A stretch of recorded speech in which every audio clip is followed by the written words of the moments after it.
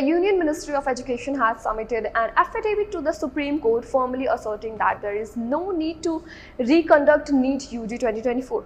The ministry argues that without any concrete proof of large-scale irregularities, scrapping the exam would unfairly impact the honest efforts of lakh of students who took the test. The center's affidavit highlights that cancelling the examination and its declared result without solid evidence of widespread confidentiality breaches would be irrational and unjust. The government also informed the court of its decision to involve the Central Bureau of Investigation (CBI) for a thorough probe into the alleged irregularities surrounding the exam. NEET UG, conducted by the National Testing Agency (NTA), is the gateway for admission into MBBA, BDS, IUs and other related courses across India. However, allegations of paper leaks and other irregularities have cast a shadow over the integrity of the exam, sparking widespread protest and political tensions. On June 11, the Supreme Court, addressing a plea to reconduct the exam, acknowledged the concern over NEET UG's sanctity and sought response over the centre and the NTA. Despite these concerns,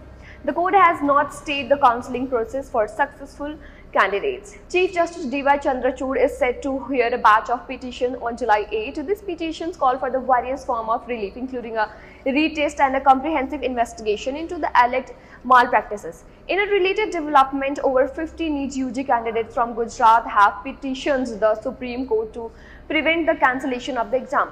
The plea filed by the Siddharth Komal Sigla and 55 other students argued that the reconducting UG would be unreasonable and harsh for the honest, hard-working students and would violate their right to education under Article 14 of the Constitution. This controversy follows the government's recent postponement of the NEET PG examination and the cancellation of the UGC NET, raising further scrutiny over the competitive exams in India.